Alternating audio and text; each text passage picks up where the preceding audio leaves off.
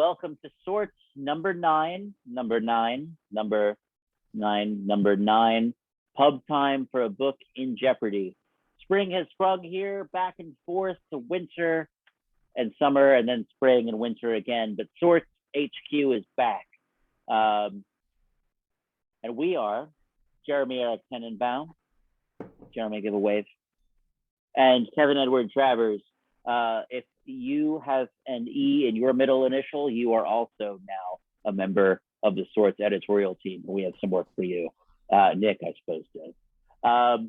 Sorts is a paper magazine on the internet, stories, poems, songs, and illustrations to help while away the wintry summer nights and the cruel spring days. It's an oddball, grab bag, wunderkammer, mixtape you found under the car seat, and activity box lost and found. You can find us on all the socials, Facebook and Instagram at Sorts Magazine, but not on Twitter because not even Jeremy and I hate ourselves that much. And that's a joke that I enjoy saying every single time. To begin our reading, I would ask you to please, in the gallery, mute yourselves if you're not speaking currently, but do feel free to unmute after each performance to show your appreciation via clapping, howling, hooting, or any other kinds of noise making. But please, throughout the performance, do make use of the chat to engage and commune with one another. We'll be showcasing several artists tonight with a brief intermission in between to fill your cups. And without further ado, to begin our reading this evening, we have... It's because I'm a Londoner that I love London so well, Maybe it's because I'm a Londoner that I think of her. And now we have Joe Rupprecht, who is a living poet in Philadelphia. His work is published or forthcoming in Heavy Feather Review, Prolit, Spoon River Poetry Review, New Delta Review, The Cackling Kettle, Full Stop, Dream Pop Press, Patriocor, and elsewhere. He tweets at heterophobe. Please welcome Joe. Hi, everyone. Thanks for having me, Jeremy and Kevin.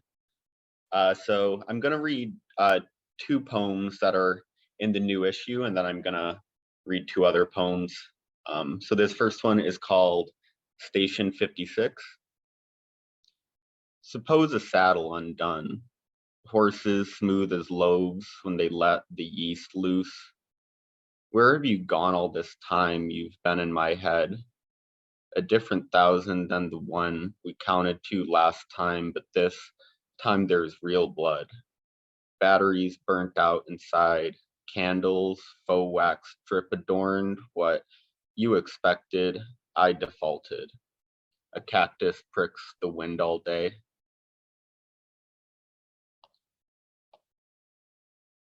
And this next poem is called Pixel Soothe. Carrot rinds, the dew's glistening, timbre of looks haunts fin-swept menageries. Designer snails imitate orange squares on the wall. Swallowing pills the size of the morning, we mingle lucidly as silkworm guts, the fish hooks bluntly pierced holes.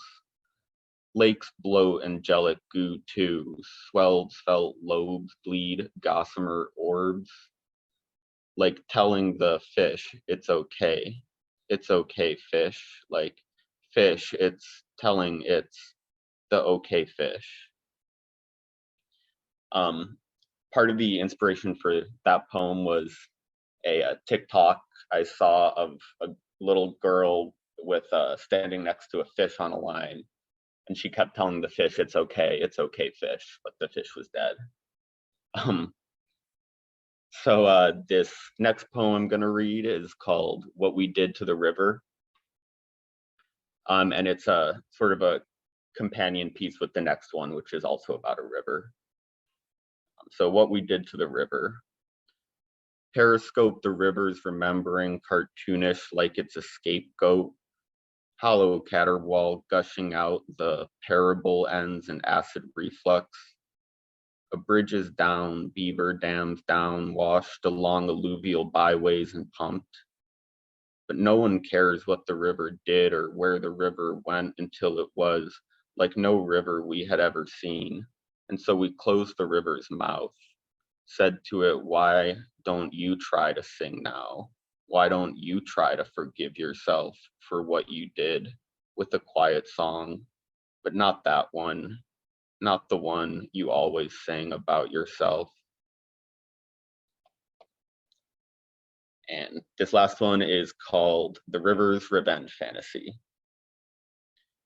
Cascading but not enacted, an imaginary gush. The river delta cataloged the universe's excuses and found it more or less aligned with forecasts, predictions, dull, obsolete, speculative, etc. Cadavers lined up but not intruding. Someone else's music through the window, wallowing in the silt of wilting palindromes, and like that, a stale grudge unsticks the gray wall of dams, adhesive from its stone, a pearl out the oyster, mouth sung, brine rock, eludes the deluge alluvial. Get up from your bed and rise, walk into the sun, your wet teeth, your new mouth, broken open. Thanks so much. Woo!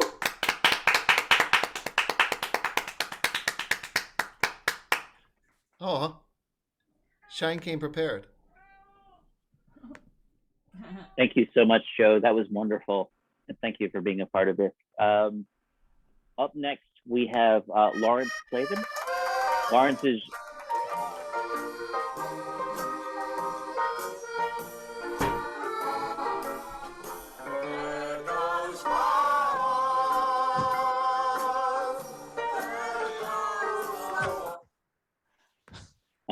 I apologize because Jeremy does it every time, but I always forget there's intro music until about 3 or 4 readers in.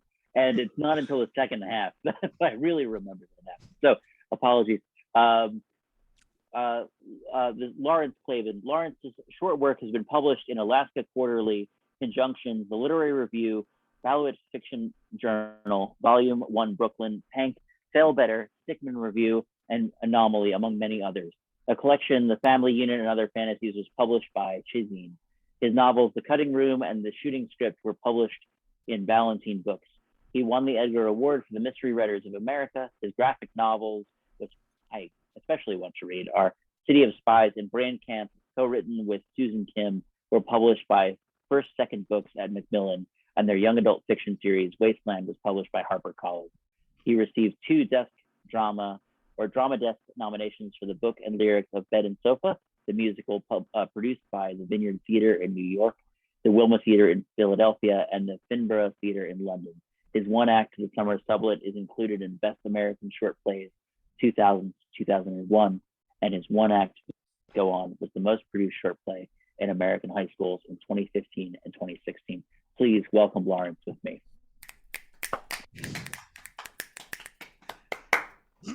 Thank you. This is a story called Einzelheit. It's in the new issue. The old man had been so inspiring, Lorna thought, as she got into the elevator. Despite his age, 70, 80, at 38 to her, he just seemed old. He had such energy and positivity. He'd ignited his corner of the party where people had gathered around him. If you want to do something, do it, he'd said. It's later than you think. Go for it. Sometimes Lorna felt so frozen, but this old man was self-confident, wise, or merely indifferent to what others thought. Blanchard, was that his name? Sorry, Lorna said, holding the door for a woman now rushing in.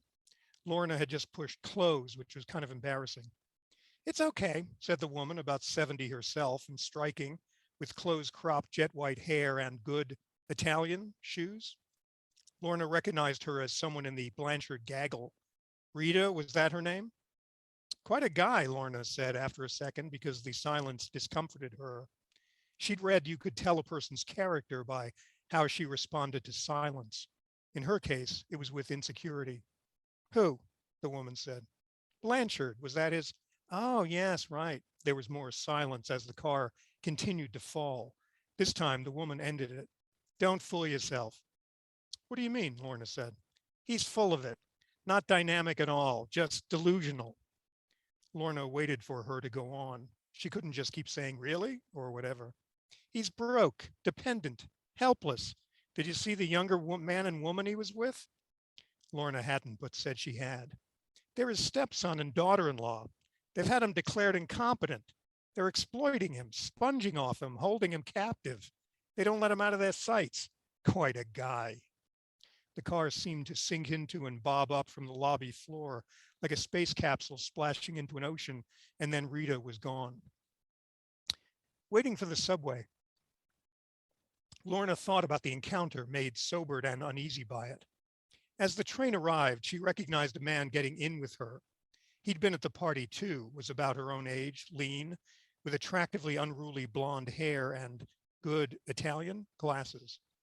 He acknowledged her with a smile, then asked if she'd mind him sitting beside her. He was polite as well. Lorna said no, not at all. His name was Lee Bellows, and he was a cinematographer, which was ideal. Lorna was an unemployed documentary screenwriter. She told him about Blanchard and what Rita had said. She seemed really sharp, Lorna said. Smart, you know, a smart cookie. Lee nodded and didn't respond.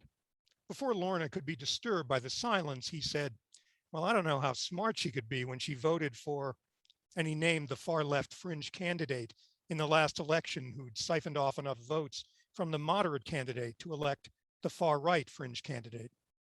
Really, Lorna said. I'm afraid so. But that's such a crank thing to do. I agree. Now was Lorna's time not to speak, feeling confused and dismayed. Lee filled in the gap. It's like a camera move in a film, he said.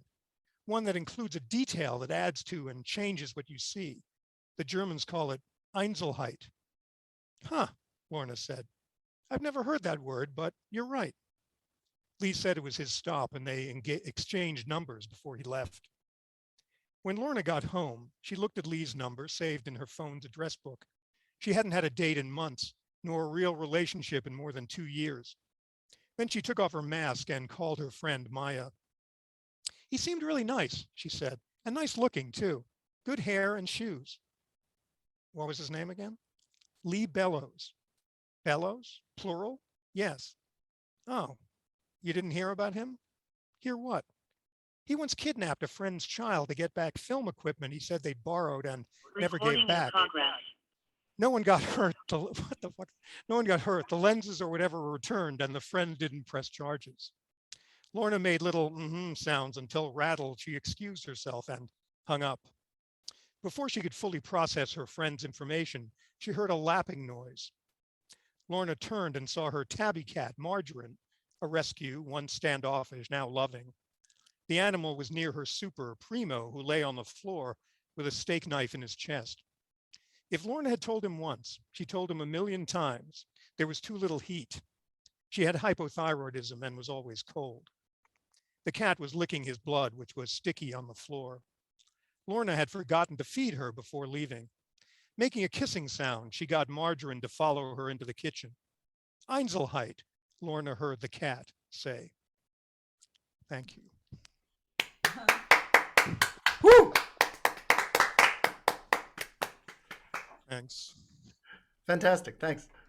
Thank Thank you. Thanks for having me. Please, thank you. And please read more of Laurence in this current issue on our website. Thanks.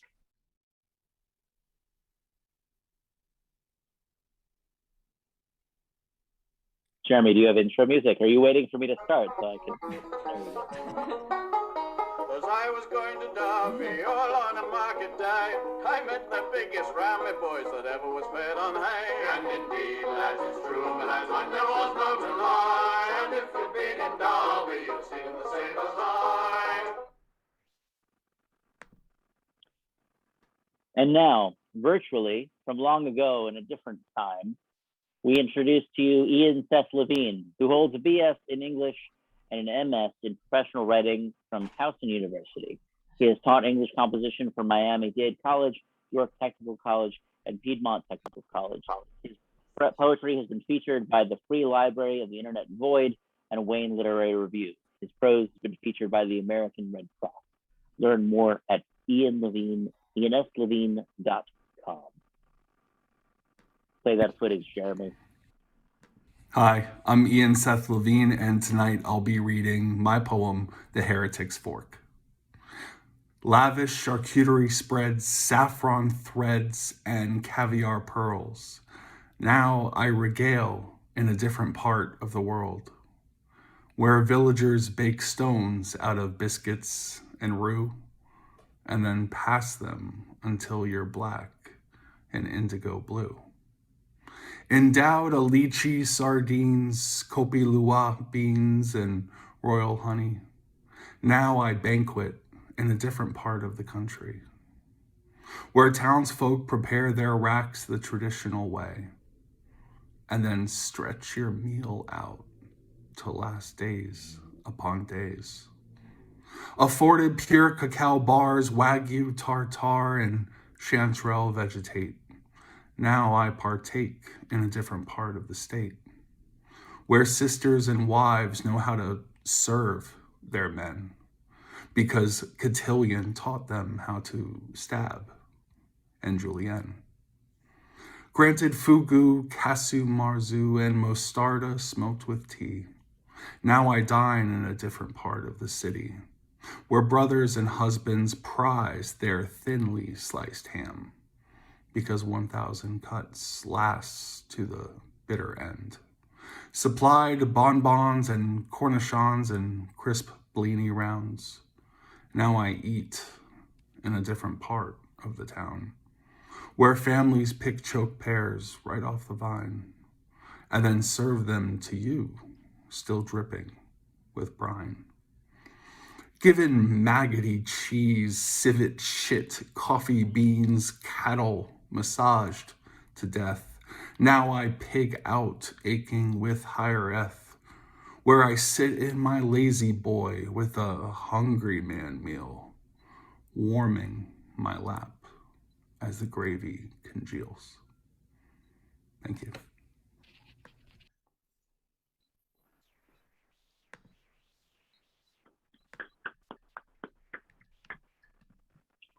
And a clap of across the void for Ian. Under the table you must go, E-I-E-I-E-I-O. If I catch you bending, I'll catch your legs right up. Knees up, down go the fleas up, Mother Brown. Oh my, what a rotten song. Who also has amazing glasses, I will say. Up next, we have William Erikson. Will took degrees in English and digital arts from Washington State University after many years in the trade. His poetry can be found at Blazebox Journal, Gasher, The Adirondack Review, 34th Parallel Mag, and numerous others. He lives in the Portland area with his wife and 2 rescue dogs. Please welcome William Erikson.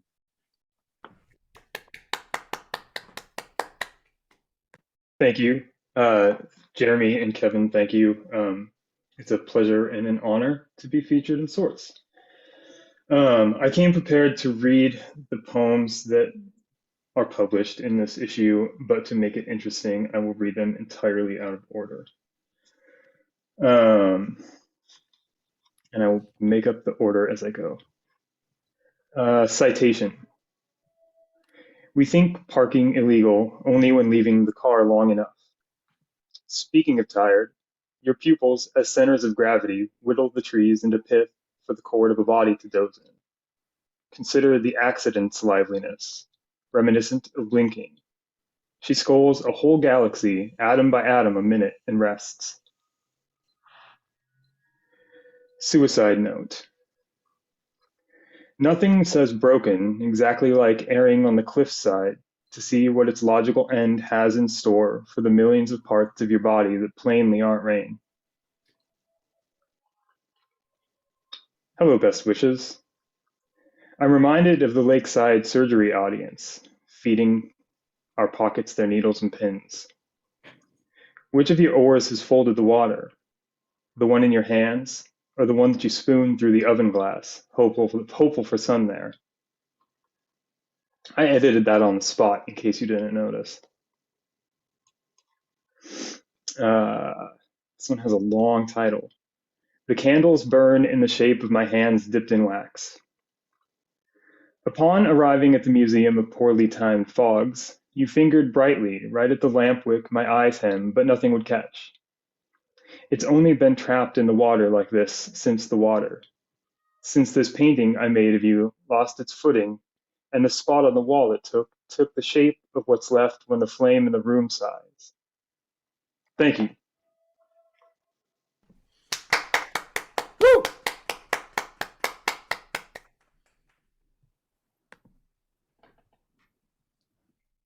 Go ahead, Kevin. I'll catch up with you. Oh, thank you, Will. It's not until I begin to speak that Jeremy begins to play his music. So thank you very much, Will.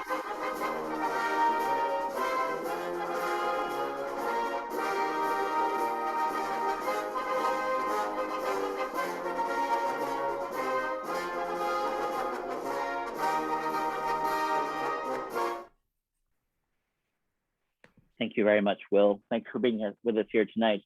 And now I'm pleased to welcome back SORTES alum Demree McGhee, who is a literature and writing student at UC San Diego. Her poetry and prose is either featured or forthcoming in Lucky Jefferson, Lunch Ticket, Wax 9 Journal, Burn All Books, and more. Her poetry has recently been selected for Sundress Publications 2022 Best of the Net Anthology. You can read more of her work at her website, demreemcgee.com. Demree, hello. Hi. I'll be reading my story, Better Days, which is in this most recent issue of SORTES. Better Days. When Jordan was a baby, I couldn't put her down. She looked so much like myself, my nose, my bushy eyebrows, the curve of my lip. She felt like a mirror I pulled from my body. There was no one else around I could measure her features against, so when I held her, it was just all my sharp edges. I obsessed over my own image and licked my thumb to smooth down her stray brows. I raised her the way I would have liked to have been raised, a slick down life, thumb numb and dull. Every morning we got up at 6 and tapped on the same loafers, had the same breakfast, 1 egg, 2 sausages and toast. And she came back from school to play cards and let me brush down her unruly hair with coconut oil. She's 12 when she tells me the world is going to end. She's 12, but she still comes to my door first thing in the morning. She crawls from the end of the bed, lays on her back, and presses her shoulder into mine. I assume it's a joke or something to do with schoolwork, so I ask, how is the world going to end? In 2 months, she says. The sky will turn pink, and the earth will split like an egg. One half will explode, and the other will continue into an ice age. I don't understand. I saw it in a dream, and I'm further confused. We usually share the same dreams. She would tell me that she dreamt about being locked in a room, surrounded by the sound of echoing footsteps that grew closer and closer but never came. And I would tell her that it must have been me trying to get to her because I had dreamt of running down a hall towards a door I could never reach. Or she would tell me that she dreamt of falling slowly, and I would tell her that I dreamt of looking up and seeing her, but instead of falling, she was floating up. I haven't thought about the world ending since Jordan. All of my catastrophes are pre-Jordan, and I suddenly fear they've been transferred to her somehow. No one had told me about all the things a baby inherits from you. I try to tell her what no one ever told me. I say that the first time I felt like the world was ending, I was 8 and my dad left. His body left, but so many of his things were still there. Coats, pointy brown shoes, a watch, a ring, cologne, soap, a half pack of Newports. I gathered some of his things when no one was watching and put them on in the garage, the only place I could be alone. My legs stuck to the cold cement floor while I sat in the light of a foggy hanging bulb, swallowed by my dad's coat, his watch slung against my wrist, unlit cigarette in my mouth. I'd curl against myself and breathe these in, cupping my own face with his sleeves to imagine he was there.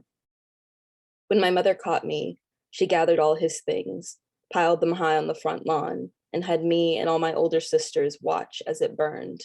I only managed to save the cigarettes. The fire left a dead circle in our grass that never grew back, and the taste of it smoldered in my mouth for so long after. I thought it was my father as a ghost trying to wrap his hands around my throat for not doing more to keep him there. But the world didn't crack and collapse, I tell Jordan.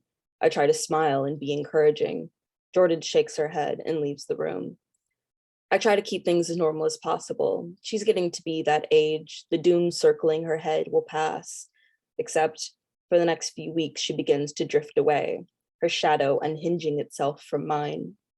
She stays out later than I'm used to, first by minutes, then by hours, the yawning expanse of time like a held breath. When she is home, she won't play cards with me. She sits on the ground in silence while I fix her hair, combing out the knots at the nape of her neck. She stops coming to my room in the morning, and if I don't get up before her, she leaves without eating. The days flip like tossed coins, one day clear, the next gray, until they begin to shift in and out of each other, one arriving before the other can end. The sun beams from a clear sky while the rain sizzles against a softening black street. The ocean looks closer to the shore, and each day the television lists out the names of those who can't keep from walking in. The bodies are dragged back out, and they line the sand in rows as if they're being used to count out the days. I do my best to keep things normal. I wake up early to make breakfast. I buy cute rain boots, a pair for each of us. I place sandbags along my door to keep the water from seeping inside. I make Jordan take an umbrella to school and insist on driving her after I catch her on the roof one night, eyes waterlogged with the ocean. Her face is thinner. I can't remember the last time I looked at my own face, so I don't know how much of myself I'm looking at. I tell her the second time I thought the world was ending, it was during 9/11. I never lived in New York, but I watched the towers smoke and buckle on the television, the first like a bad knee, the second as if the ground had called for it to come back. I sat on my knees, breath fogging the television for hours, while my mother made frantic calls to my father. I didn't know she still had his number. Suddenly, the ghost was back. Fire swarmed in my lungs, and I watched the smoke on television race through the streets and assumed that someone was angry at me, that I had done something wrong, and this was the cost. But you don't have to feel that way, I tell her. You don't have to carry the world on your shoulders. It's not your responsibility. You're doing great, I say. She looks at me, her face sharp. I know. Then she leaves. Then the girls come, following her into her room. I recognize the first few from conversation, Sydney, Coco, Lindsay, but the rest file in faster than I can learn their names. Jordan says they're just friends from school and nothing more, so I know them only as girl with red hair, girl with freckles, pale girl, short girl, girl with black birthmark on her cheek. Jordan and her girls travel in packs, moving in rotations, orbiting around her. They send Jordan walls of text with hearts and sparkles and rainbows. When they're in my house, they speak almost exclusively in whispers. Their voices slip into one the same way the water from the rain and the water from a neighbor's running hose and the water from the tears I wipe from my face all rush to converge at the bottom of the slope of the neighborhood until they break into laughter and they're just girls again. At the beginning of the second month, Jordan doesn't come home. And after 4 hours of calling and no answer, I drive out to find her. She is on a cliff that peaks above the ocean, even more so lately with how tightly the water clings to land. A line of girls around her age, some that I've seen, and some who are complete strangers, crowd at the base of the cliff and make a single file to the top, where Jordan sits.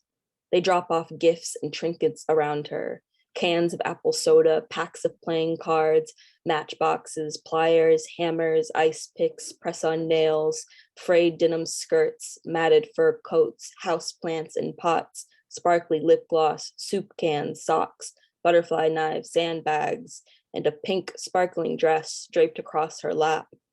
The items sprawl around her and stack behind her, with only one thin path leading to her feet. I cut past all the girls and kneel in front of Jordan. The ocean air makes her hair curl like broken violin strings. You have to come home, I say. Jordan says she can't. I have to be here when the world ends. She looks up at me, her dark eyes bright. Stay with me. And I want to. My daughter hasn't smiled at me like this in so long. I want to sit cross-legged next to her, ask her how to play this game, but she looks so different. I've looked into the mirror and found something etched into the glass. My only instinct is to bash the reflection with my fist in hopes I can rearrange the shards into something else. I yell at her, because I don't know where this is coming from. You're being overdramatic, and if you don't get in the car right now, I pause, my hands fisted at my sides. I've never had to punish her outside of timeouts when she was littler, and she is already mimicking that, eyes closed, face screwed tight, tucked quiet into a corner. I leave, and some of the girls call me names as I pass, mostly about being old or a bitch. I feel heavy and slow and not nearly as much of the bitch I used to be. She stays there until the end of the month, even while people walk into the ocean around her, even after the girls have gone. I bring her food and water, bowls of stew, turkey sandwiches. When I boil beans, I can usually turn down the fire under the pot before it overflows, but now I forget about them until they catch up to me, hissing and frothing over, stubbing the fire and staining the stove black.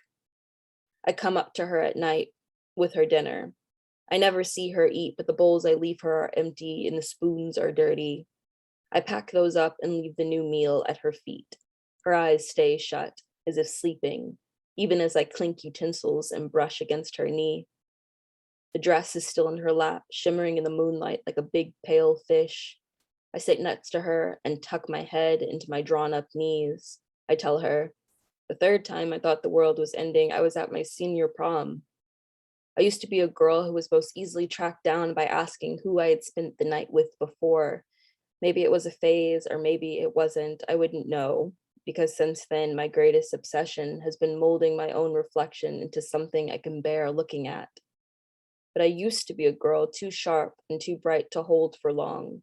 A peak boys reached to say they did, and a star girls kissed only to tongue the burn in shame later.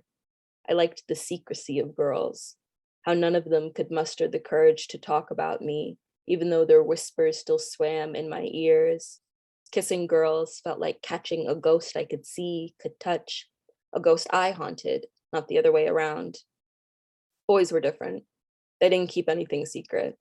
They called out my name in the street and in the school hall like they were trying to summon something within me, some dirty vision for themselves.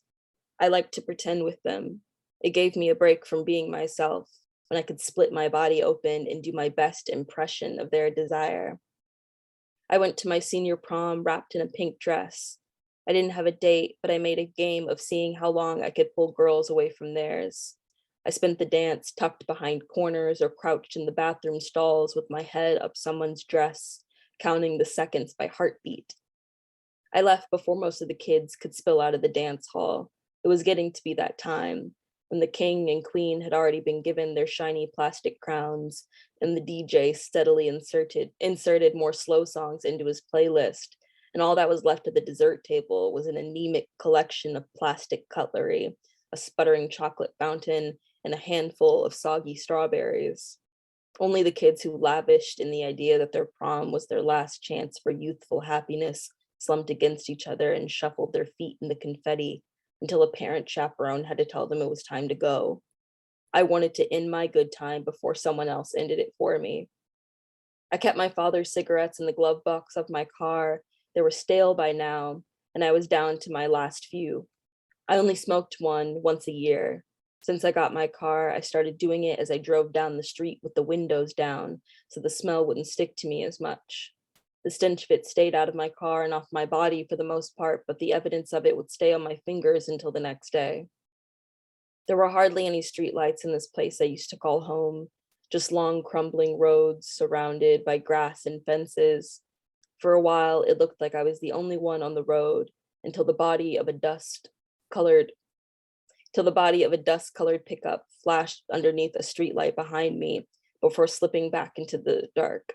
They didn't have their headlights on, and I kept watch behind me as we passed another streetlight, and the glaring faces of some boys from my school stared back at me. I only knew them by their girlfriends. I didn't want to drive home and bring a car of angry boys to my mom and my sisters, so I turned down long roads that didn't lead to my house and tried to keep myself from shaking. The cars multiplied and stretched out behind me like a parade, glittering in the streetlights that only came every few minutes. The boys hung out the windows, hollering and throwing things at the back of my car, bottles, cans, corsages. They kept a steady, menacing pace. I flinched when they lurched forward, stomping on the gas and veering onto roads I had never gone down, the cigarette stuck to my dry mouth, ash dusting my lap as I huffed in the smoke. I didn't know if they lost track of me or if they just decided to leave me alone, but by the time I let myself stop driving, the sun was up, and I was in a different state. I hung my head between my legs and threw up on the floor of my car. I wiped it with tissues from a gas station, and I never went back home. When I opened my eyes, Jordan is staring. We are both crying. The water laps at the edge of the cliff, and the dress crinkles in her lap as she leans over to kiss me on the cheek. I leave for the night.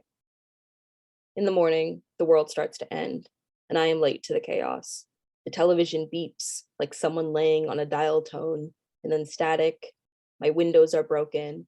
The glass shimmers across the ground, crunches beneath my heels. Outside, the sun shines so brightly, edges and forms seep into one glowing expanse of white. For a moment, I'm left squinting at the sound of rushing water and the crunch of metal as cars slip and crush together.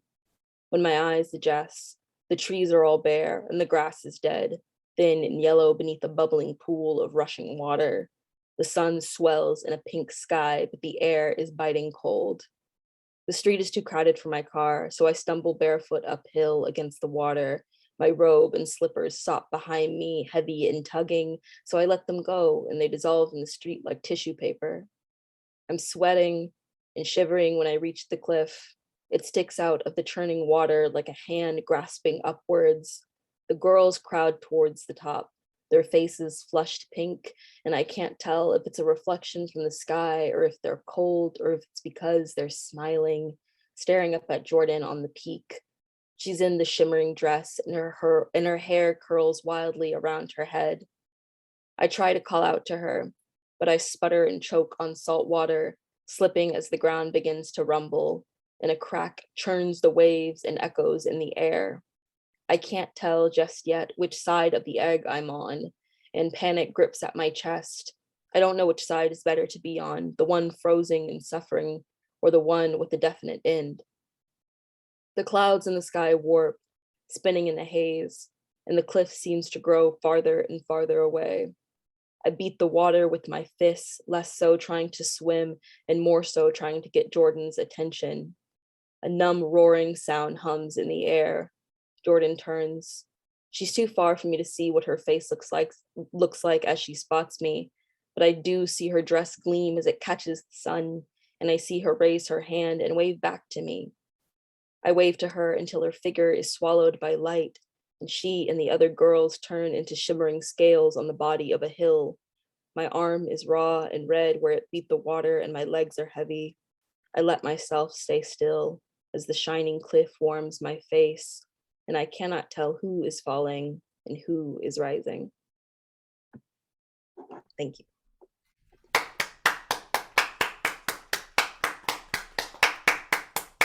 Woo!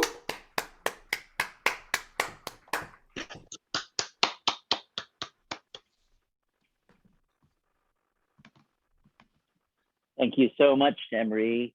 And thank you to the first half of our readers this evening. We are now going into our intermission period. We have 5 to 7 minutes, 7 probably because I need to go eat some pasta very quickly. But also, yes, please don't go away. Please come back, refill your drinks, eat some pasta, and join us once again for the rest of our marvelous readers for Sorts 9. Pub time for Book in Jeopardy.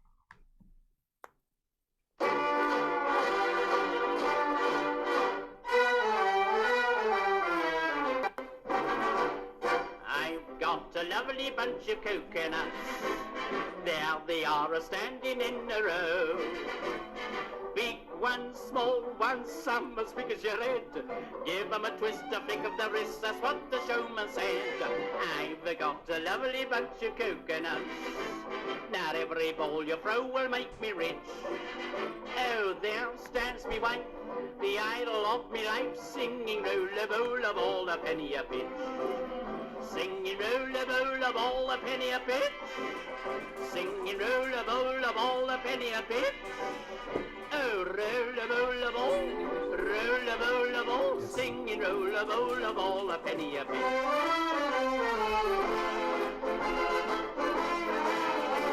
I've got a second.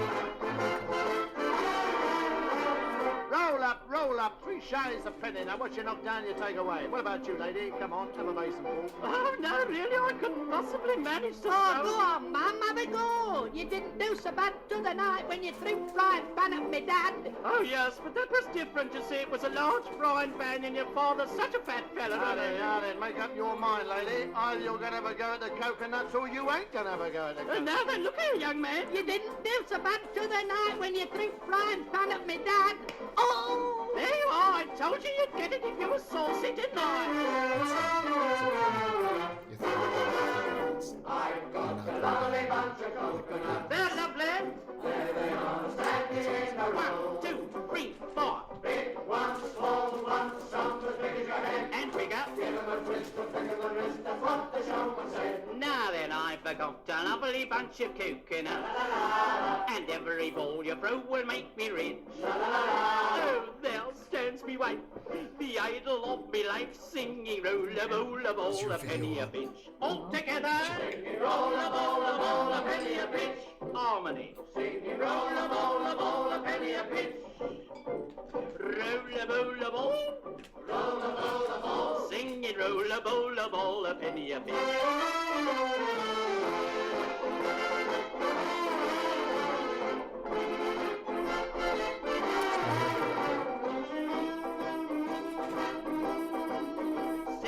Roll a ball, a penny a pinch. Roll a ball, a penny a pinch. Here's another animal song.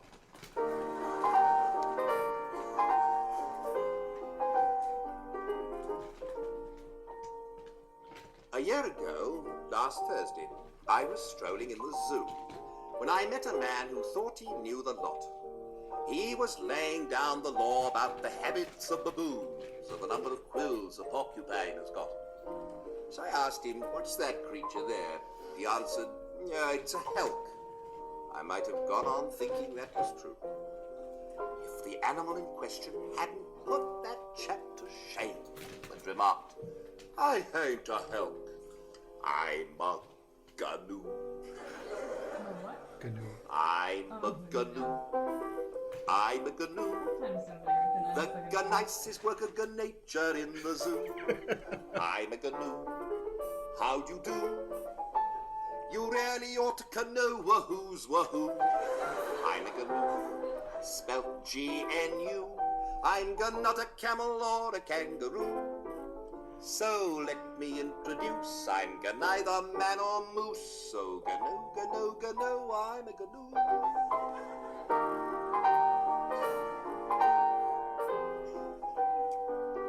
This is what it I sounds had like in my taken head all the furnished time. lodgings down at Rustington-on-Sea, whence I travelled on to Ashton-under-Lyme, it was actually. And the second night I stayed there, I was wakened from a dream, which I'll tell you all about some other time. Among the hunting trophies on the wall above my bed, stuffed and mounted, was a face I thought I knew. A bison. No, it's not a bison. An okapi. It's unlikely, really. Could it be a hearty beast? Then I seemed to hear a voice. I'm a gnu. I'm a gnu. Another gnu. I wish I could gnash my teeth at you. I'm a gnu. How you do? You really ought to know wahoo's wahoo. I'm a gnu, spelt G-N-U. Call me bison or a copy and I'll sue. Nor am I in the least like that dreadful hearty beast. Oh, gnu. Gnu, I'm a gnu. Gnu. I'm a gnu.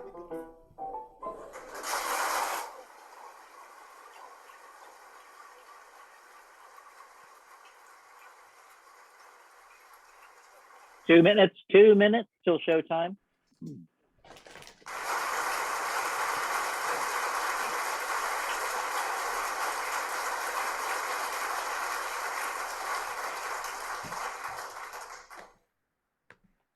Kevin, that was 6 minutes of music. Would you like me to go on? I don't think it was because I set an alarm for 7 minutes. 7 minutes? Is this When a I 10-minute break yeah, or a we- 5-minute break? It was a 7-minute break, as I believe I said when I said I needed to go eat pasta. I don't Which I always did, actually. I don't always listen to you, Kevin, but I love you. Okay. All right. More music. Sorry.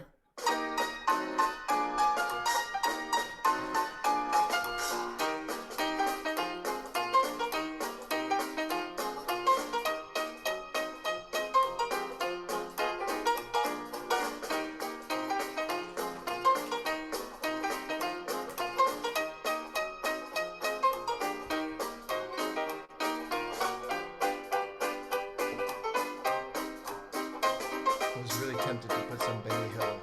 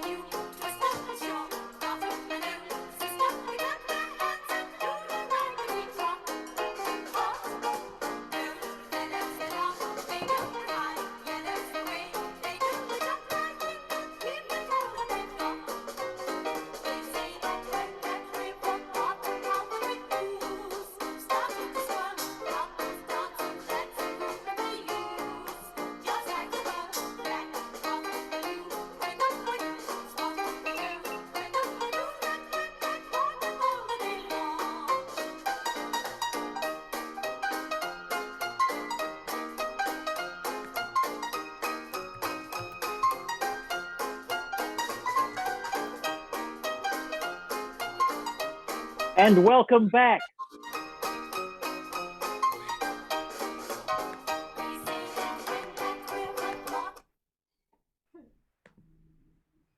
And welcome back from that ragtime intermission. Thank you all for sticking with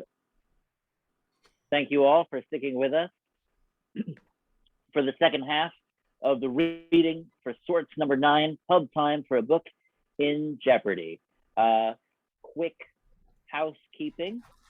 We like to remind you that we are on all of the socials, as I said before, at Sorts Magazine, except for Twitter.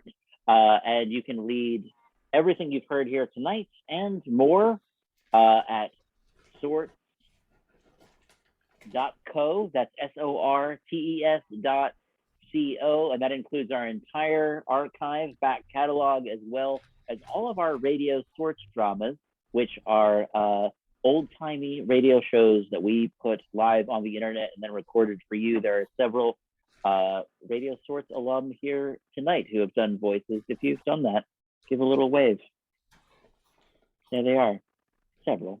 Yes. Give your wave. I mean, 4. And Kelly Ralla Bates. Yes. So please enjoy that at our website. Also, we are always accepting submissions on a rolling basis. If you I know several of you all here have already submitted and are Sorts alum, but if anybody else would like to submit, we're always welcoming at sortsmagazine@gmail.com. We also recently put out our first physical publication. We hope to do some more. And we also have mugs and stickers and buttons. If you would like some, please just DM us. I would also like to mention a reader who could not be here with us tonight and who does not believe in reading. And I really respect that sort of firm belief. So that is Ivan Peladov, who lives in Colorado. His poems have been published in Artifact, Nouveau, Illumination, Sonic Boom, Unia Review, and other magazines. He is the author of the book Habits of Totems. And he can be found online at Twitter at Habits of Totems and on Facebook. You can find out more about Ivan on our website. Not only does he not believe in reading, but he would not like us to read anything out loud. He's very on the written page, so enjoy that. And thus ends our intermission. And now I would like to welcome to the stage my dear friend, Royce Drake.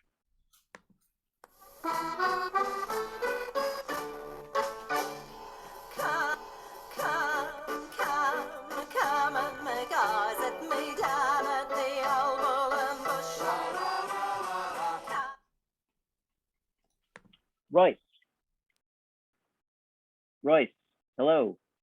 Royce, are you there?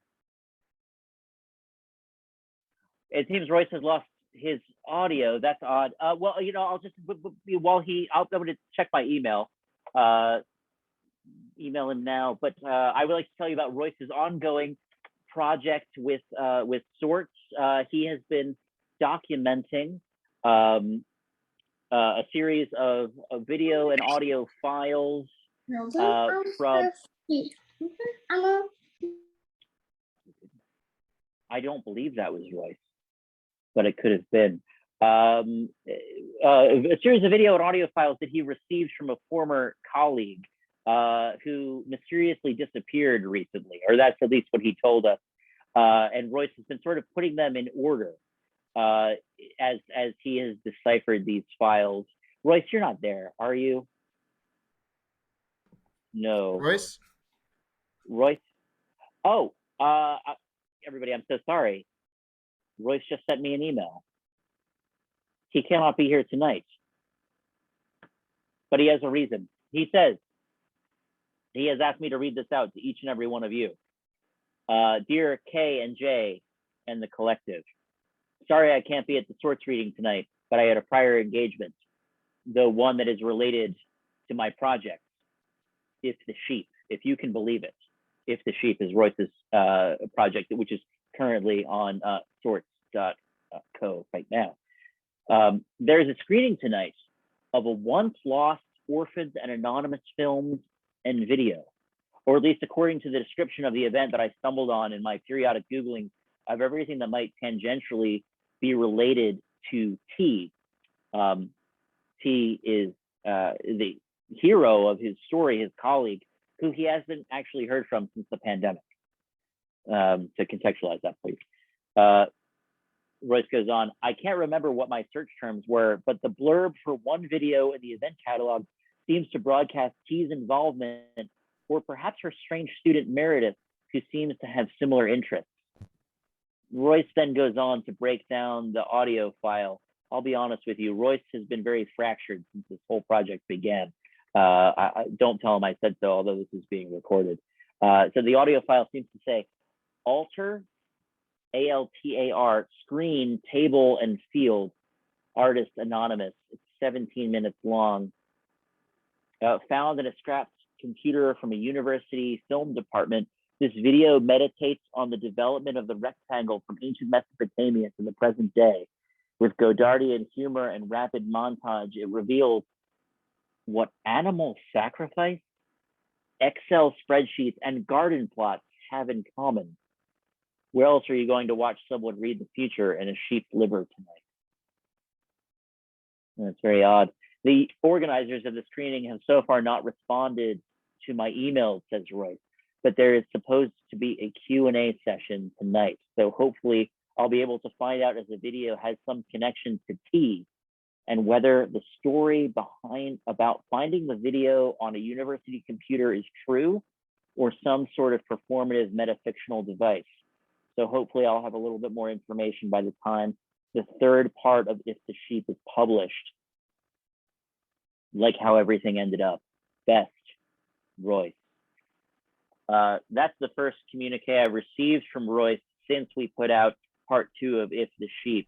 I highly recommend you going back and reading parts 1 and 2, and I hope to hear from Royce again about the adventures of T, this curious practice of animal sacrifice, Excel spreadsheets, and garden plots, and how everybody ended up. I wish the best for everyone involved, and I wish the best for you.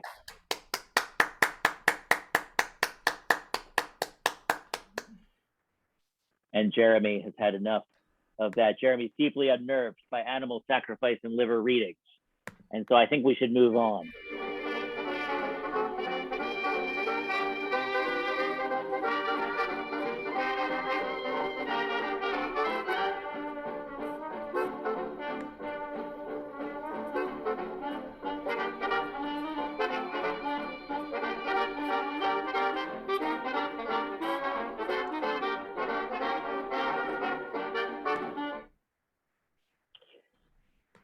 And we move on to none other than Brittany Brooks,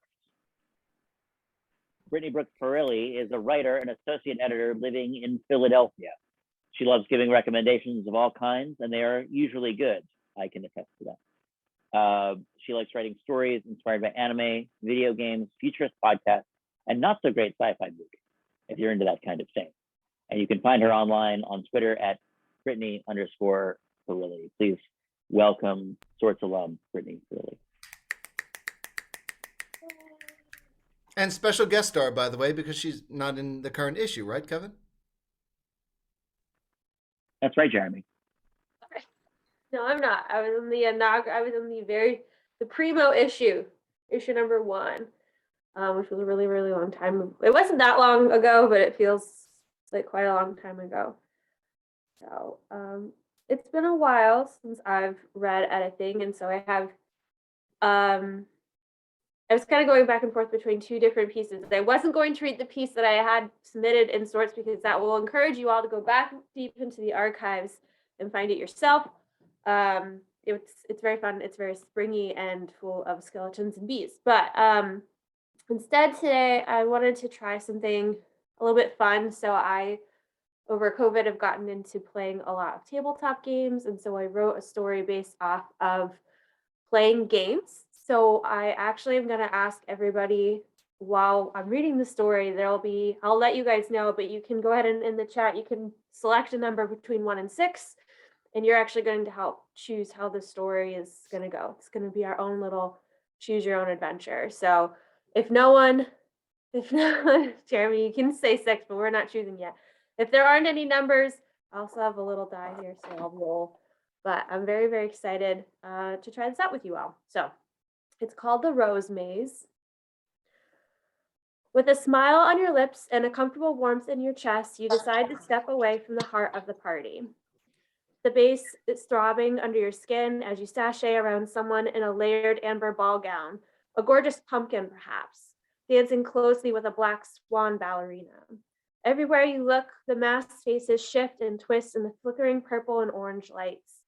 You remember seeing a pair of French doors leading outside when you first arrived, so you wander through the throng of creatures and monsters looking for them. You make your way into the hall where a few people are mingling in couples or small groups, drinks in hand. A plague doctor and a Jedi compliment you on your costume as you pass. It's not every day you get invited to a masquerade party, so of course you come as, and now you guys can choose, it's a number. All right, I guess I'll just, since no one's going to put a number in there, I'll just go with Jeremy's 6. So, of course, you came as a clever pop culture reference. You bow with a flourish, grab a new drink from a bucket of ice on a nearby table, and then continue walking. After a few wrong turns, you eventually make it to the doors and the evening air on the other side.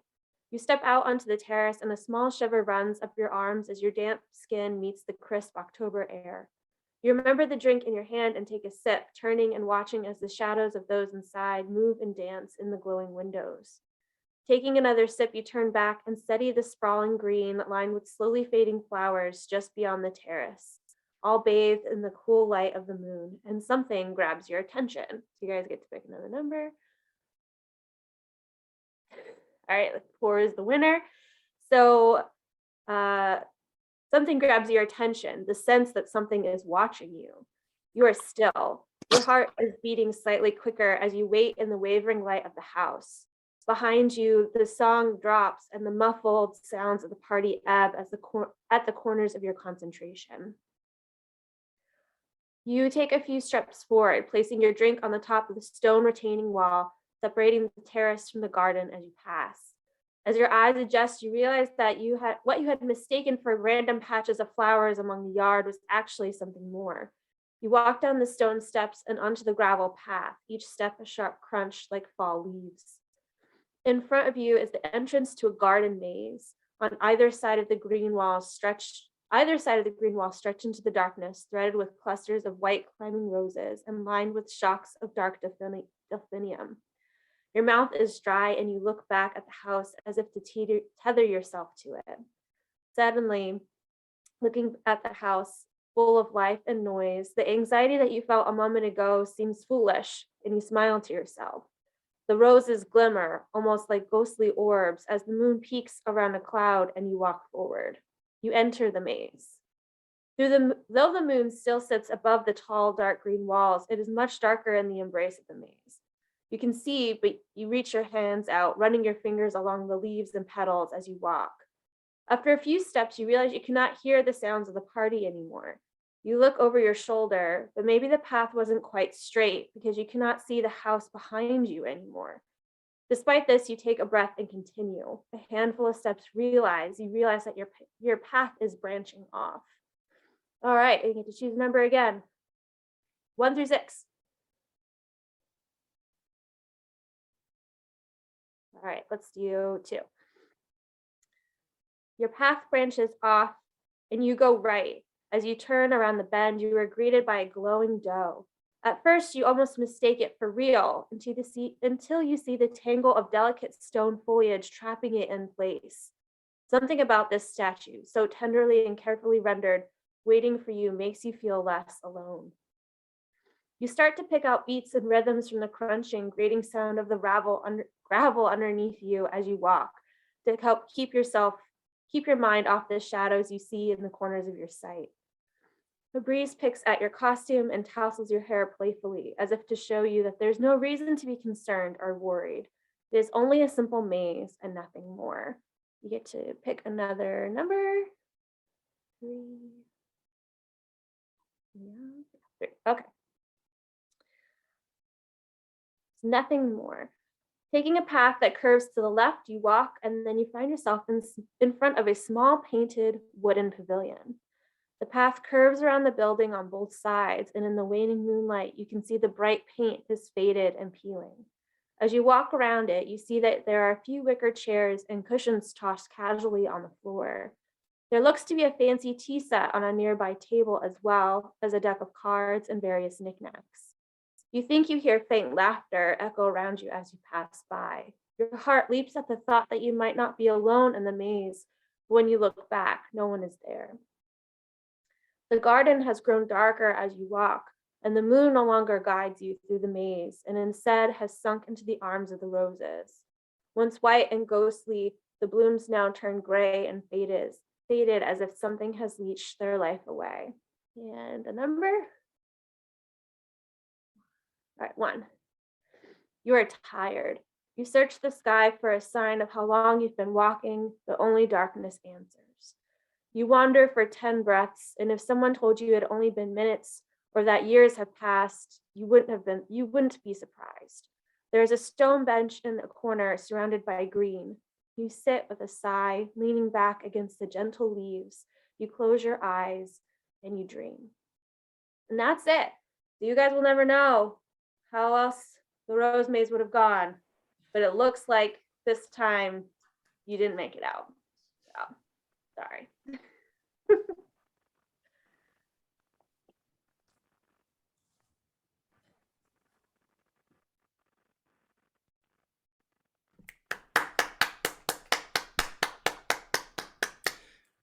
Brittany, I've had some of my most happy waking nightmares because of your role-playing scenarios.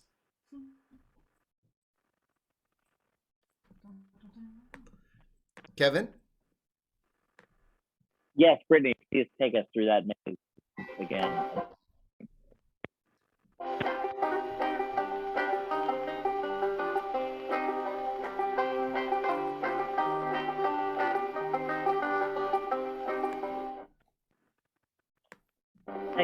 Showcase.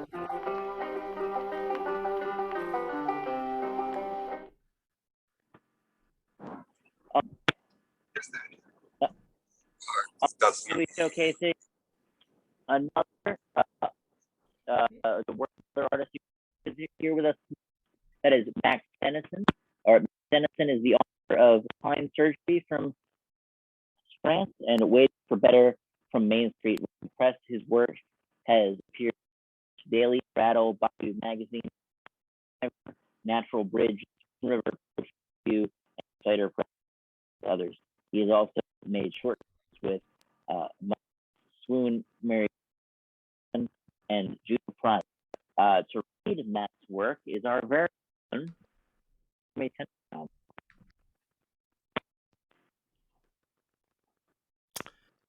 Hi, can everyone hear me? We were having a little, maybe a bit of a, connection issue. Can everyone hear me pretty well right now? Good. Yeah. Matt Dennison, I wrote a puddle word. It's not just river clay that plies between my fingers. Dimes between my dirt tables turned and turned within the fossil light, but the lone and sickly green photo of my ugly brother's winsome form splayed across the yard. Upon his birth, the nurse rose immediately, proclaimed him unsturdy, that a backwards life would be best for him. Never to be electrocuted or forced to wear a rubber suit a milestone north of here was the best they could hope in their struggling beds. Extremely educated teachers, poets of the blackened souls, one scalding bath howled a life cursed with perfect recall, never to escape the burden of infancy or the cost involved in that. I would come in when so ordered, pour the piss pot off the porch and slather back their doubts. The whitewashed walls of the dead do not represent what happened before or after the killed cats and dogs, though of all of us, he's done the best keeping the old ghosts off his bed. Don't open that book, he'd cry, as I settled by his side to read aloud. Open the window. Look! That's Matt Dennison, and there's much more at sorts.co.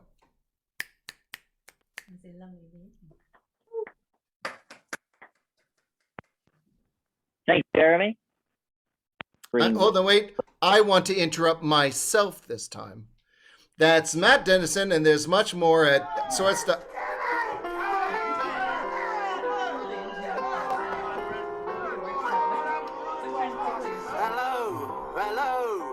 Who's your lady friend? Who's the little lady by your side? I've seen you with the girl or two.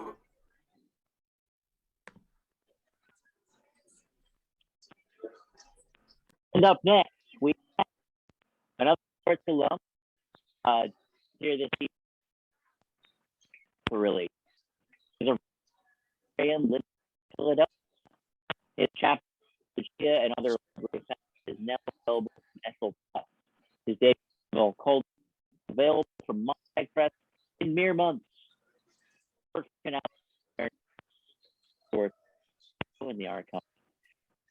All fine for release. Follow him on Twitter and other social media sites at Nico if you want.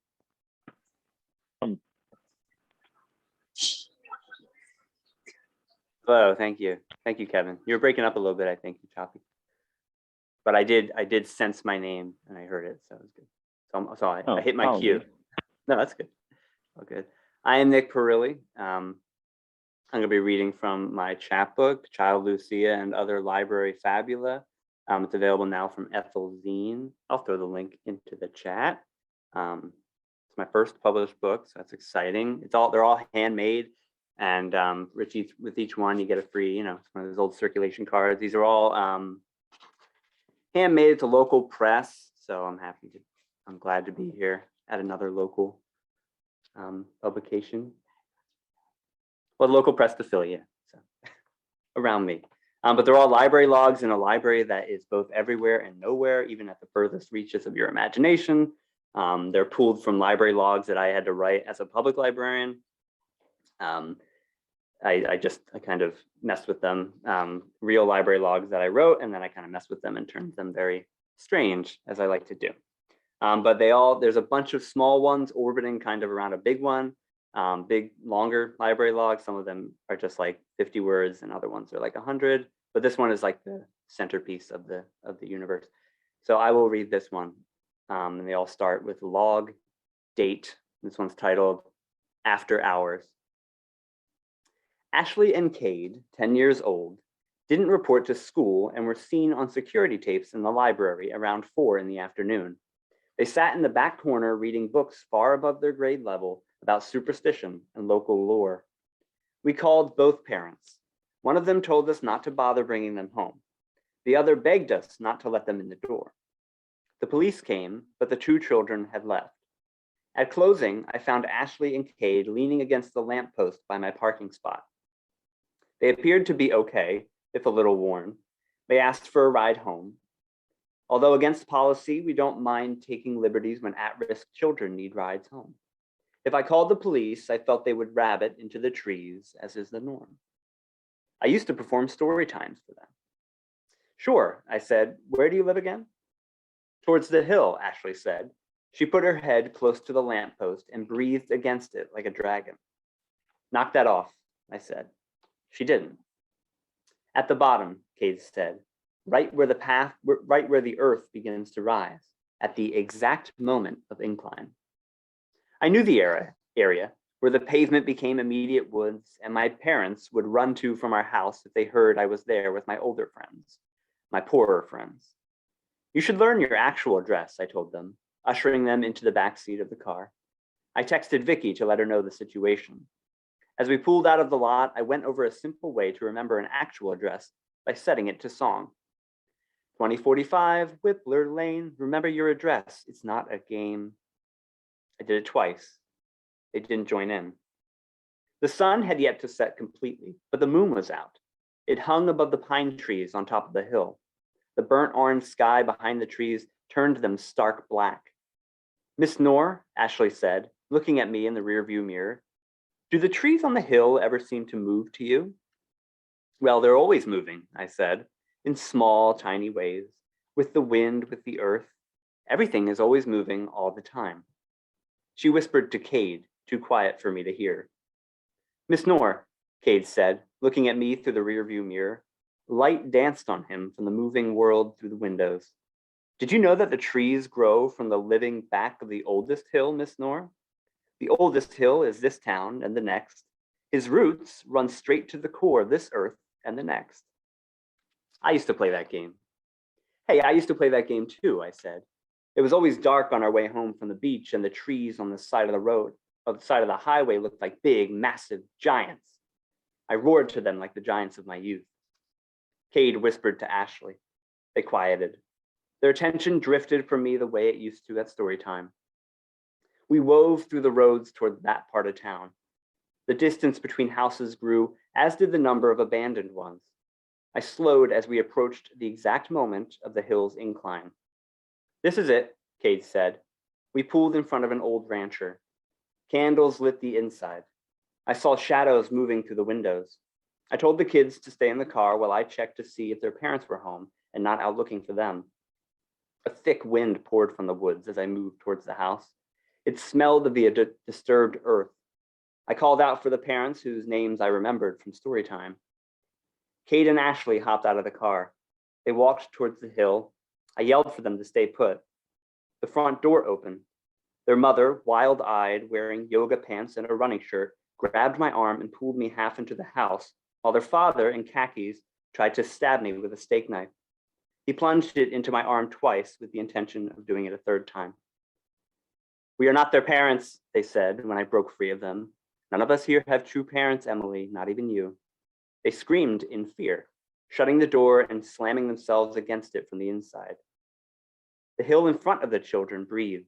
It opened its dirt maw. A rumble traveled from the ground up through my body, rattling the heart from my chest. The trees cracked with its movement. Some of them snapped. A great burnt orange emanated from its insides. I can't say what its true face looked like. The words don't come. 2 young deer hopped out of the open mouth as Ashley and Cade, 10 years old, entered. They waved goodbye to me, then beckoned for me to follow. I dreamt that I did in that moment. I dreamt that I entered the hill's mouth and a hawk flew out in my stead. But I just waved back. My arm flung drops of blood along the driveway as I did. I seeped into the fabric interior of my car and drove fast, suspicious of the trees on the side of the road and frightened of all the hills behind and in front, of my childhood giants back again. I collapsed out of my car in front of the library's locked doors. My arm trailed red on the concrete. I updated the directors about the incident this morning in the brand new conference room that smelled of the disturbed earth. And that is the centerpiece story of my collection, Child Lucia and Other Library Fabula. If you would like to buy one, you can go ahead and follow that link and you can purchase one. But I'm just grateful for this space. Thank you, Jeremy. Thank you, Kevin. It's an honor to read with you, fine folks. Thumbs up from Brittany. Was that a thumb? Yeah. Thumb. Okay, it was a thumb. Nick, where, if we were to buy this in person, is it available at any bookstores in the area? Oh yes, thank you for that. Yeah, it's available at a Spiral Bookcase, or they actually sold out, so I need to get them more. But it's available at a Novel Idea as well. Those are both in Philly, but those are the only two shops that have it. But it's also available online. And if you want to reach out to me somehow, I have a few signed copies that I can sell as well. If only we had a way to, Nick. If only we had someone. If you can figure that out, you know. I bought mine at Spiral, and it's if you stick around for the after party, I will say glowing things that will make you blush. Thank you. I'm excited for them. Good. Hooray for Nick. Hooray. Thank you so much. Kevin, would you like me to interrupt now or in about a second? It's an absolutely beautiful book. Yes, I fully support getting whatever you. We know Kevin and I have been communicating. We know that he's breaking up, and we have a plan B just in case. Yeah, I apologize for my connection issues, everyone. It's because his birds are chewing on the line. All right, music. Bird.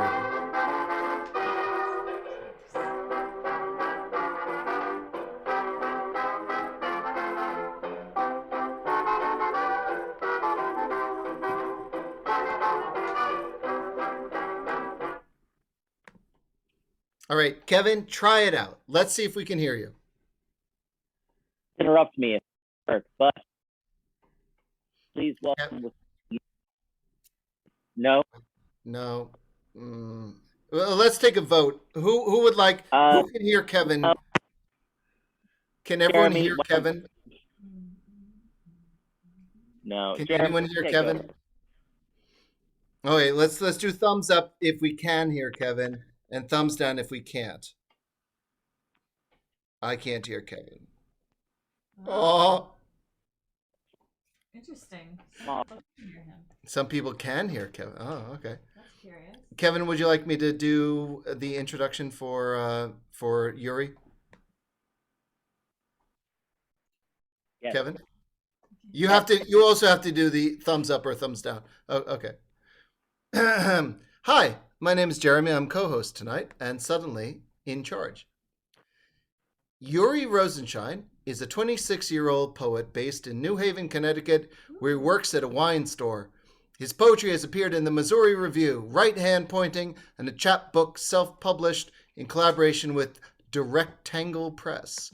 Everyone, let's hear your snaps and claps for Yuri Rosenshine. Ooh, Connecticut. Hi, thank you. I will be reading a set of poems titled Lotus, which is based on a kind of yogic meditation method that was explained to me by my mother. They're loosely connected. Lotus. Once, to prove a point, I peddled a bouquet of lotus flowers across Hanoi. More focus then, the sort of love I practiced. Fewer friends involved, more action. Autumn days again, scenes of contemplation, leaving the house to be alone. It's good to walk up and down the street below the branches of elms.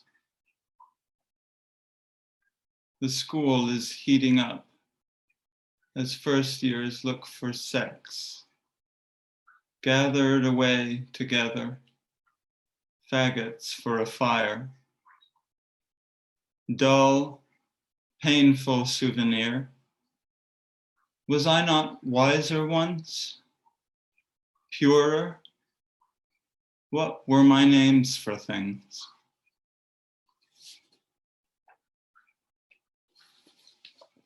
The parrot. You have a house. You wake up and go to the window. It is bright, you think, like a theater. You see cars and sunlight. You see sparrows in the tree and say, outside, they are poor and busy. In your house, there is a corner that you like next to the mirror where you sleep. You're not heavy enough to play the piano. That's just how it is, you say. Sometimes you go to the bookshelf and chew the spines. I am an admirer of good books, you say. At night, you say, the moon is for sleep, and you retire. Each day is the same. You go to the window. This is the world, you say, adjusting your perch. Bright, like a theater. Bright.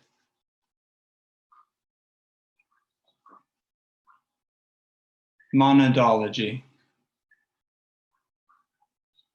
The library is full of leaves, blown in whenever anyone comes through the doors. Blast of dry air, smoke, spruce branches piled in a flame, like the face of that reader, resting on a sentence of, what is it, Leibniz? One and one and one, the burning branches going by, put copper in his hair, discernment in his eye.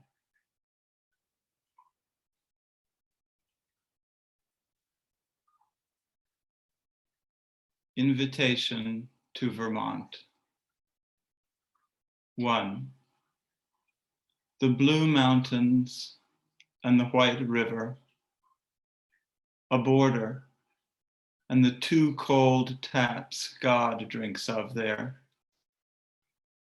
We'll go up the trail to the drum of spruces and the hissing of ships burning, and later tell about pages of change, leaves, branches, bark, the cold, the skeleton of nature. By car, that dreamy instrument, the fuse and sparrow, up from Providence with fresh arguments on Virgil, the acorn, the old edicts of Mohicans, or Melville in Nuku Hiva of the Marquesas. 2. The ship hovers between stars and the reflection of stars, the car of the moon and its charge.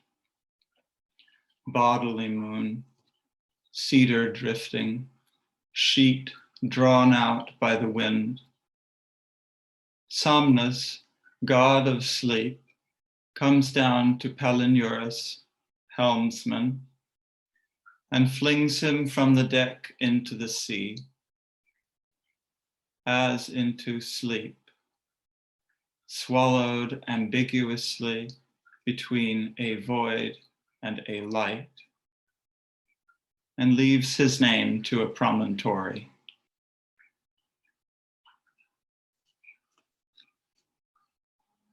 Presentiment of disappointment.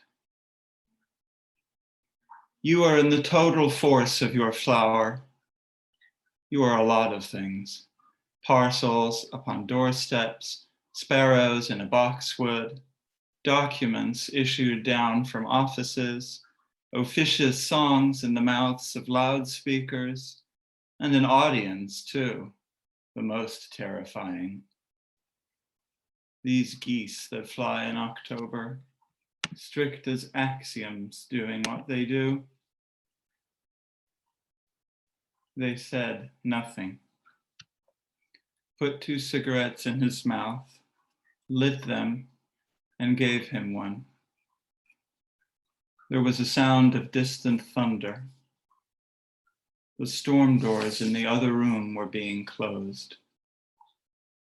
Though it was daytime, a light was burning by the bed. Undid a breast button, lay down on the quilt, propped on one elbow, kissed for 4 or 5 minutes, slipped his hand inside the other boy's tunic under the button that was loose. The sound of the trolley, the sound of the crow of roosters, the sound inappropriate at this time, as if it were the middle of the night. Pine boards, spots of coagulated resin in the center of the knots were turned by the sun's rays to the color of blood. A thin beam of light glinted off the muddy water that filled the vase in the alcove. The sprinklers came on in the dark courtyard. The growth of a man takes him, after all, towards not more ability, but less, a retirement in which ideas come, instinct bringing them. Which bands are at the bar this October? Turning right on our street, straightforward happiness is over. Oh, you were so right. You were approaching me, pressing against my breast, and then there was a flowering of something, a resting and attaching of something, in a sweet rash of generosity and unconcern, like the Japanese pagoda tree, spreading its petals on the stoop, the nectar of which drives the bees out of their minds. Thank you all. Thank you, Jeremy and Kevin, for hosting, and thank you to all the other readers. I also want to say that my first collection will be coming out mid-October at Mad Hat Press. Thank you. Woo! Woo! Yeah.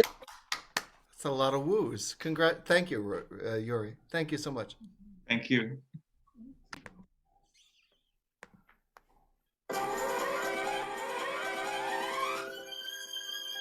You could hear the offbeats pound as they raced across the ground, and the clatter of the wheels as they spun round and round. And he galloped into Market Street, his badge upon his chest. His name was Ernie, and he drove the fastest milk cart in the West. Now Ernie loved a widow, a lady known as... Wendy, with your permission and allowance, I'm going to read your biography as if I'm introducing you to a late night talk show. Does that sound all right to you? Go for it. Wendy Nardi is a writer and editor living in the New York City area. Her work has appeared in Communion, Rhino, Electica, Crack the Spine, 360 Degrees, Art and Literacy Review, Skyline Dance, the Boston Globe, and other publications. She was a staff writer for the Kerouac Romnibus, Penguin, USA, and received a Connecticut Artist Fellowship in Fiction Writing. Ladies and gentlemen, Wendy Nardi.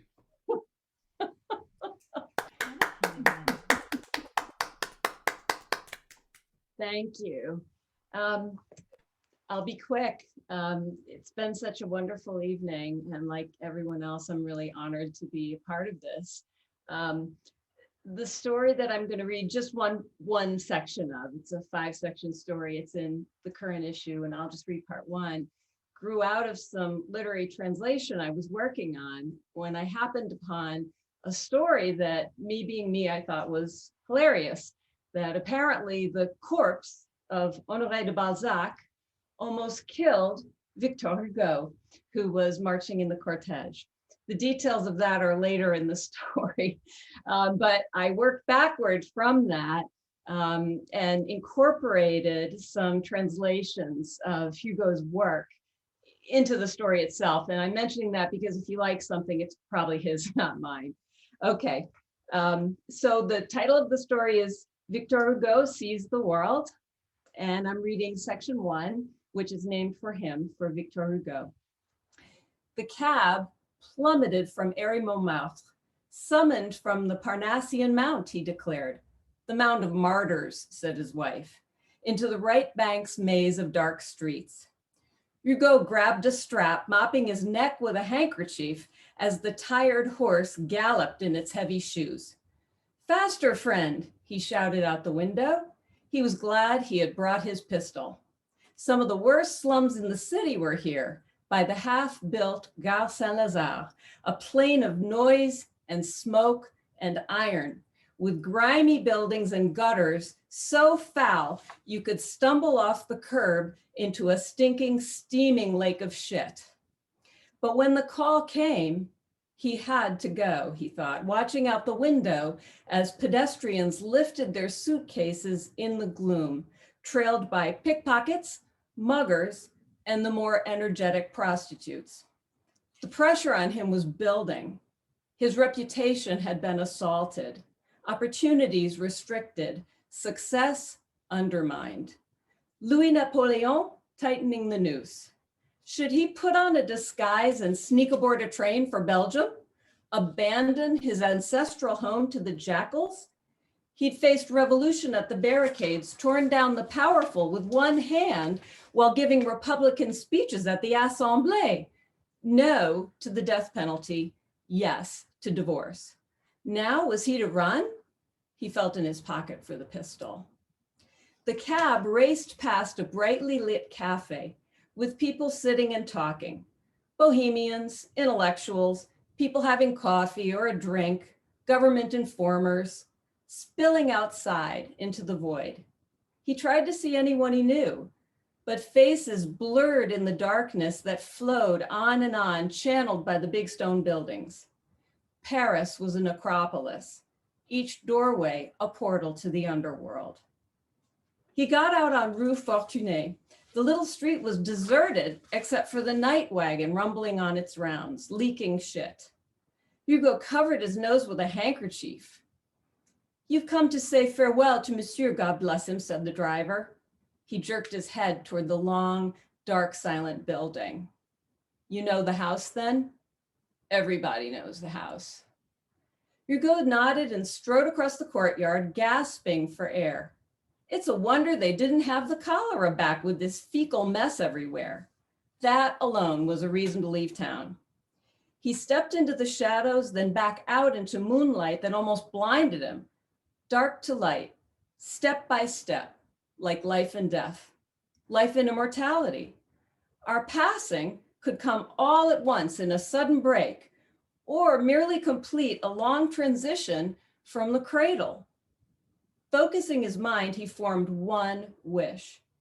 He hoped the other world was better than this.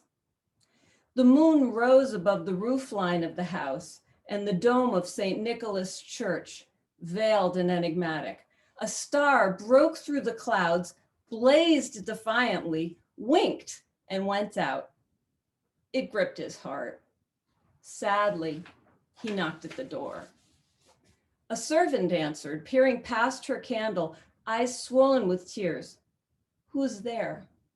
A maid he knew, Élise, a dark-haired Parisienne. She dropped a tired curtsy, wiping her eyes with the corner of her apron.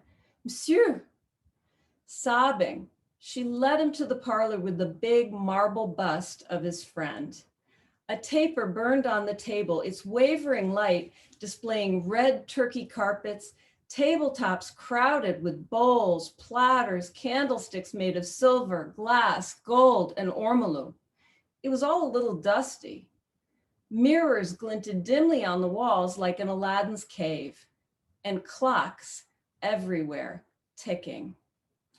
Here in the big house, objects heaped, glittered with satanic zeal, a cacophony of riches that gave off an odor of luxury, spiced with sandalwood, with myrrh. It overwhelmed the senses, its dizzying effect casting him into a somnambulistic haze.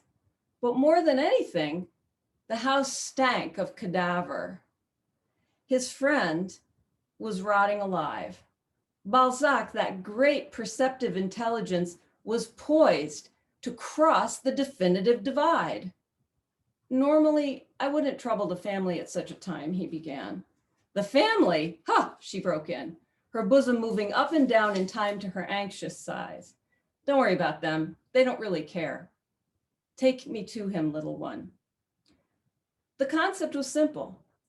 Mediums said the trip to the other world was like walking down a corridor.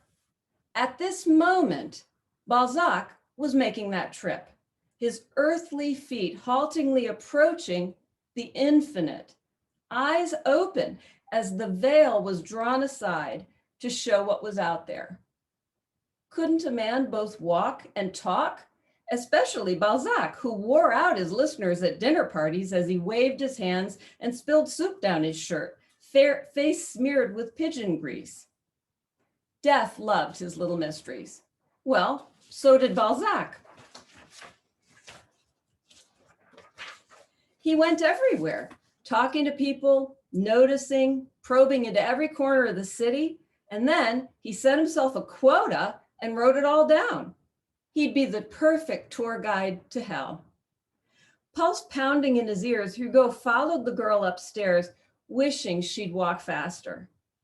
Telepathy and seances, somnambulists, numerologists, and an admittedly shady cartomancer had failed to break through to the other world, to speak to his sweet brother, wasted to death in an asylum so many years ago, or the great writers of the past, or his poor daughter, God help her, drowned while he was on holiday with his mistress, and which he read about in the papers, spreading his hands flat on the news sheet as if to smother it. And he put no stock in churches. Tonight, however, he'd take matter into his own hands. He sensed a vibrating reality around him, a thick, pulsating atmosphere of fatality shrouding the house. It was here that the battle would be won. Tonight, he would confront his greatest enemy. In the supreme artistic collaboration, through the medium of the dying Balzac, the very body of his friend, he, Victor Hugo, would defeat death. Thank you.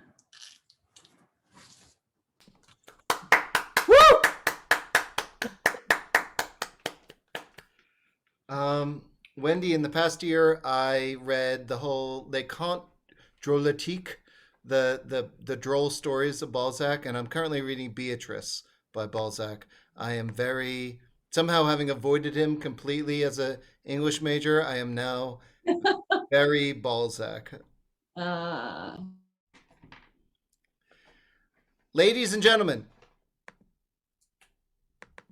thank you, everyone who has been a part of this exciting, ridiculous, and charming, and somehow mostly successful evening, I think.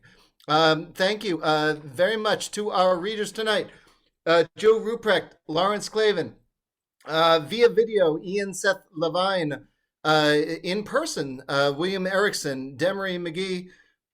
In the form of Kevin Travers, Royce Drake, in the form of Kevin Travers, Brittany Brooks, Matt Dennison in the form of me, Nick Pirelli, Yuri Rosenshine, and Wendy Nardi.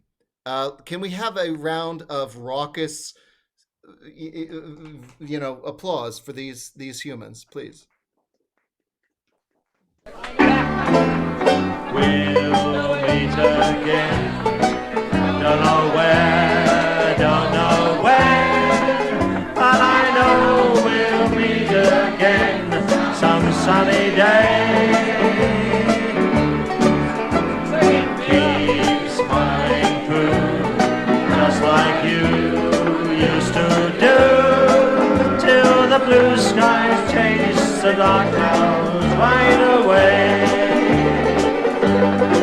Won't you please say hello to the folks that I know? Tell them I won't be long.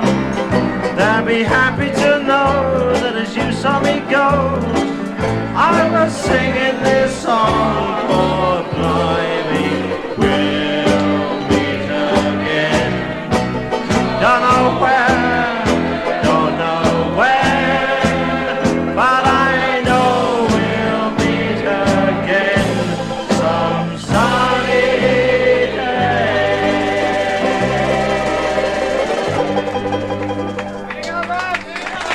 I'd like to leave you with this parting thought. If there was a snail crawling up your left ankle, if you had a snail crawling up your left ankle, it would be 2.5 weeks before you went, ooh. It's time, gentlemen, please.